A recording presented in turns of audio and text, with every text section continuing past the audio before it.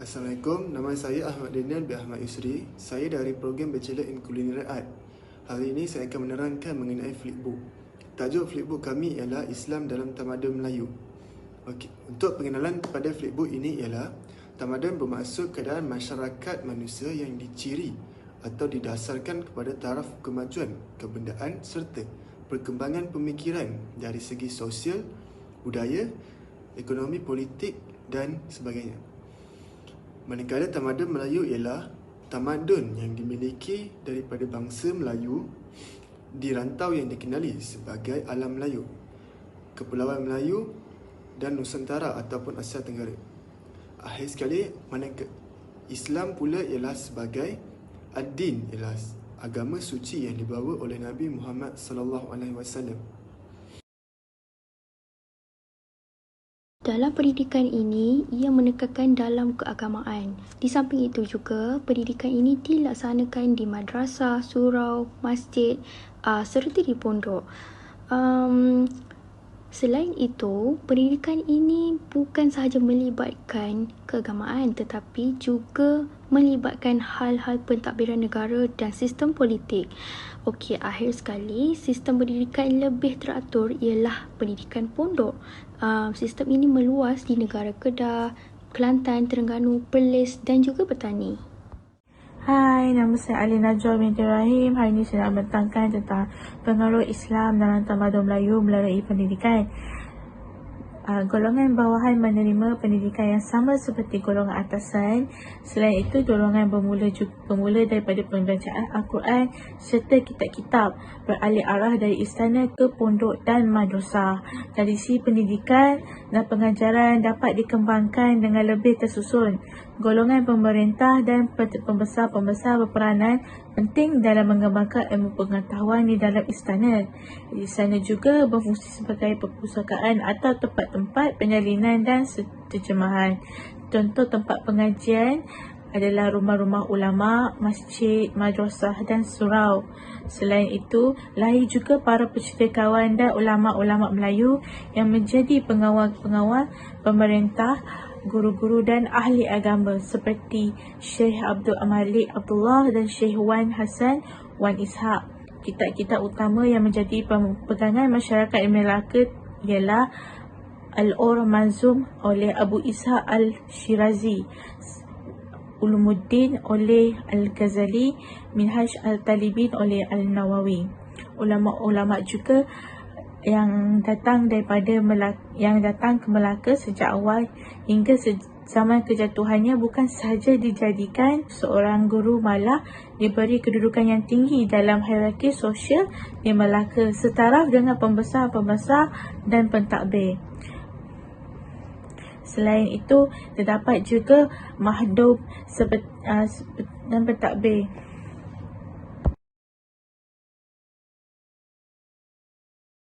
Pengaruh Islam dalam tamadun Melayu dari aspek perundangan.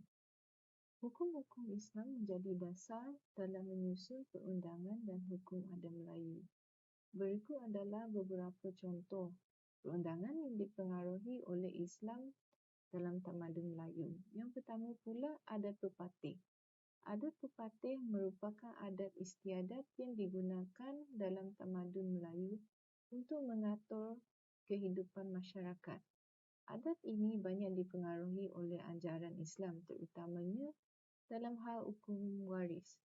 Yang kedua pula, hukum kanun Melaka merupakan perundangan yang dibuat berdasarkan ajaran Islam oleh Raja Melaka Sultan Muhammad Shah pada abad ke-15 Masihi. Hukum kanun Melaka membahas berbagai macam hukum seperti hukum pidana, hukum perdata dan hukum agama.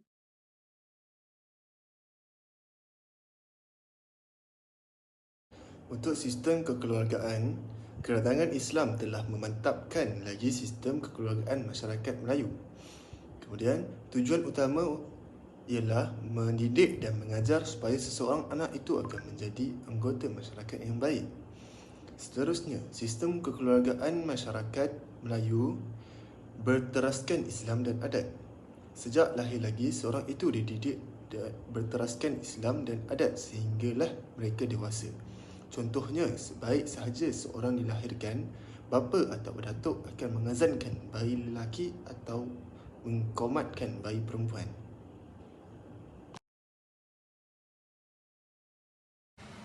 Assalamualaikum, nama saya Kamalin Aulia binti Gafino. ID saya 012022071177. Kos saya Bachelor in Spa Management dan saya ialah salah satu ahli kumpulan champion. Saya akan membentangkan isi kandungan slide yang menyatakan tentang apa yang berlaku pada adat dan cara hidup Islam dalam tamadun Melayu. Yang pertama sekali, tradisi animism dan Hinduism telah diganti dengan adat dan cara hidup Islam. Animism ialah mempercayai bahawa setiap benda di bumi ini seperti kawasan tertentu, gua, pokok atau batu besar mempunyai semangat yang mesti dihormati agar semangat tersebut tidak mengganggu manusia, malah membantu mereka dari semangat dan roh jahat dan juga dalam kehidupan seharian mereka. Manakala Hinduism ialah agama yang ketiga terbesar di dunia dengan lebih kurang 900 juta penganut. Angka tahun 2005, kira-kira 890 juta daripada bilangan itu tinggal di India. Agama Hindu merupakan agama utama di benua India meskipun India dianggap sebagai sebuah negara sekular. Agama Hindu menjadi agama rasmi negara Nepal. Yang ketiga, cara hidup masyarakat Melayu yang tidak bertentangan dengan ajaran Islam masih terus diamalkan, antaranya yang merangkumi keseluruhan cara hidup adat Melayu seperti kebudayaan, undang-undang, sistem masyarakat, upacara atau istiadat, sistem sosial, kepercayaan dan segala kebiasaan yang sering dilakukan seperti cara makan. Yang keempat, adat resam Melayu diperkemaskan lagi dengan ajaran Islam. Yang kelima, Islam juga mengenepikan adat yang dianggap bercanggah dengan akidah dan kepercayaan Islam, seperti mengubah pandangan masyarakat terhadap tokoh-tokoh agama Hindu, ahli sihir, bomoh dan dukun, diganti dengan tokoh-tokoh Islam. Yang terakhir ialah komunikasi dapat berjalan dengan baik menerusi sifat hormat menghormati dan saling membantu yang diajar oleh alim ulama yang dihormati. Antara pengajarannya ialah Al-Quran, fiqh, sejarah dan lain-lain. Assalamualaikum, hai, nama saya Luqman Hadi bin Muhammad Zuki. Saya akan menerangkan tentang bahagian saya iaitu peranan Islam dalam pembinaan tamadun Malaysia dari segi politik dan pemerintahan. Berlaku terutamanya dalam institusi Kesultanan Melayu. Selepas kedatangan Islam, cara pemilihan sultan yang baru adalah melalui sistem perwarisan. Sistem ini meletakkan sultan sebagai pemerintah tertinggi dan sebagai ketua agama.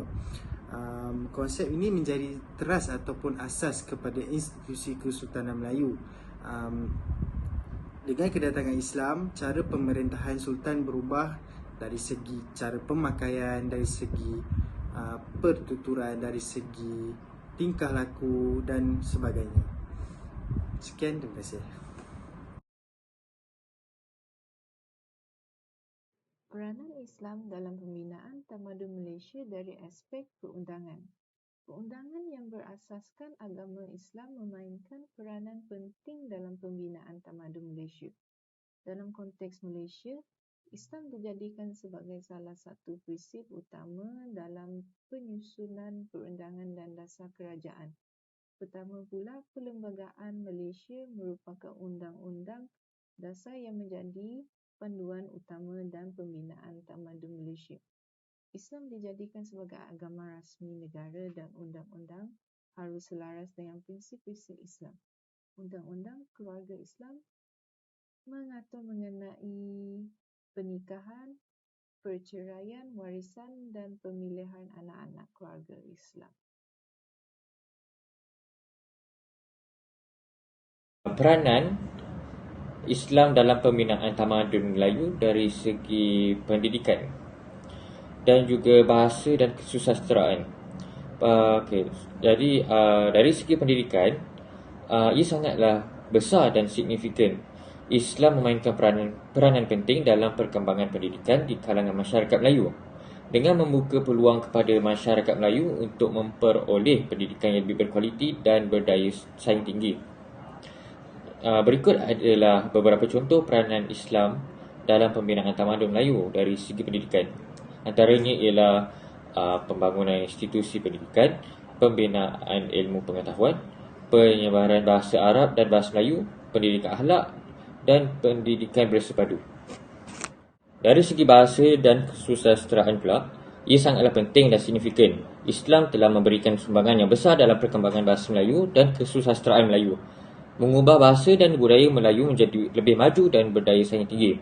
Berikut ialah beberapa contoh peranan Islam dalam pembinaan tamadun Melayu dari segi bahasa dan kesusasteraan. Antaranya, penyebaran bahasa Arab, perkembangan kesusasteraan Islam, penerjemahan karya-karya agama, penyebaran ilmu pengetahuan dan pembinaan kesusasteraan.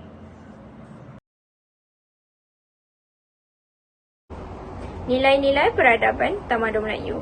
Nilai-nilai yang menjadi asas kepada tamadun berteraskan nilai-nilai agama Islam boleh dilihat dalam ungkapan Melayu seperti peribahasa, perumpamaan dan pepatah-pepatih. Nilai keimanan yang ada pada peradaban dapat memperkukuhkan akhlak dalam tamadun Melayu. Hubungan tamadun Melayu dengan tamadun-tamadun lain di Malaysia. Orang Melayu merupakan penduduk kepulauan, memisahkan orang Melayu daripada kemudahan berinteraksi dengan kumpulan manusia yang lain, terpaksa berinteraksi dengan yang datang ke kawasan mereka sahaja, membolehkan orang Melayu mendapatkan barang keperluan.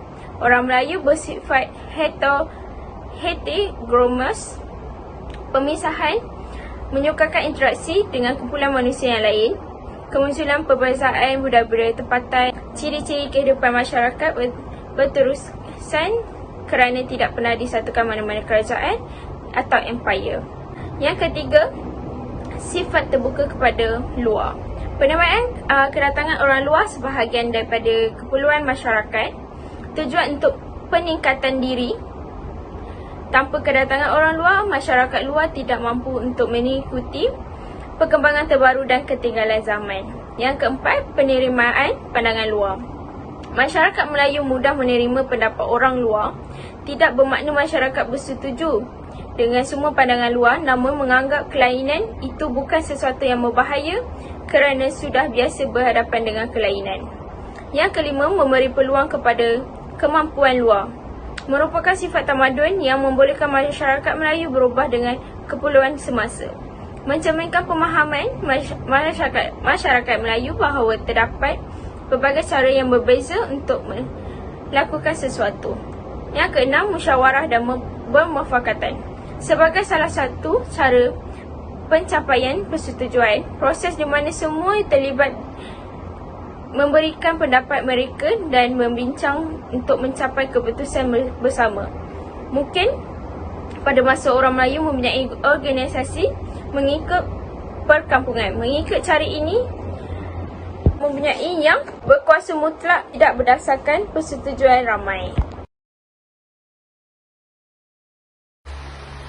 Kedudukan istimewa orang Melayu dan Bumiputera. Keistimewaan orang Melayu juga telah menjadi satu asas dalam perkembangan ketuanan orang Melayu, penerajuan dan memilikan negara Malaysia. Keistimewaan ini telah diperuntukkan dalam Perlembagaan Persekutuan Malaysia dalam Perkara 153. Di samping peruntukan perlembagaan memberikan keistimewaan orang Melayu, Perlembagaan Malaysia juga memberikan perakuan dan pengiktirafan terhadap undang-undang dan adat yang dilaksanakan di kalangan orang Melayu. Bagaimana pula dengan semangat kebangsaan dan jati diri kebangsaan?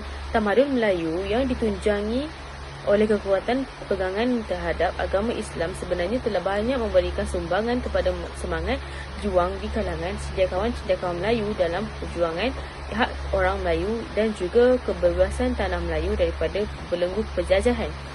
Di bawah pemerintahan British, semangat kebangsaan untuk berjuang mempertahankan dan membebaskan tanah Melayu telah bermula seawal 1900 dengan dikotai oleh beberapa orang-orang pemikir dan cerdik pandai yang memperoleh pendidikan tinggi dalam bidang pengajian Islam daripada Universiti Al-Azhar, Mir dan juga daripada beberapa universiti di Timur Tengah yang lain. Mereka ini telah menggunakan bahasa Melayu sebagai wahana dalam menyampaikan buah fikiran dalam beberapa majalah dan akhbar seperti Al-Imam, Neraca dan Al-Ikhwan. Penerapan nilai-nilai Islam dan kesan-kesannya. Penerapan nilai-nilai Islam dan kesan-kesannya. Islam yang telah menjadi akar umbi kawalan terhadap semua casar dan polisi yang dijalankan oleh kerajaan telah menampakkan lagi mereka kepada peranan agama Islam dalam membentukkan negara Malaysia. Nilai-nilai Islam yang suci dan universal telah dapat diterima oleh semua bangsa majmuk yang tinggal di dalam negara ini. Nilai-nilai Islam yang berdasarkan tauhid dan mencukupi semua aspek hidup manusia telah menjadi satu mekanisme kawalan dan panduan bagi kaki tangan kerajaan dalam menjalankan tugas mereka. Keistimewaan agama Islam yang menjadi identiti bangsa Melayu dan menjadi tamadun Islam sebagai asas tamadun Malaysia. Bagi pula pendekatan sistem perbankan Islam dalam era globalisasi. Dalam menghadapi era globalisasi, masa kini pendekatan ekonomi negara memantapkan lagi dengan sistem perbankan Islam yang dimulakan pada 1983. Sekalipun sistem konvensional tetap wujud di Malaysia, namun sistem perbankan Islam kini semakin popular termasuk juga kepada golongan bukan Islam. Penutupan ialah kedatangan Islam ke tanah Melayu telah membentuk wajah baru dan memperkukuhkan identiti Melayu yang sebelumnya dibayangi oleh elemen-elemen yang rapuh dan tidak kekal. Dengan beridentitikan Islam, bangsa Melayu akan dapat menjayakan pepatah tidak Melayu hilang di dunia. Terima kasih.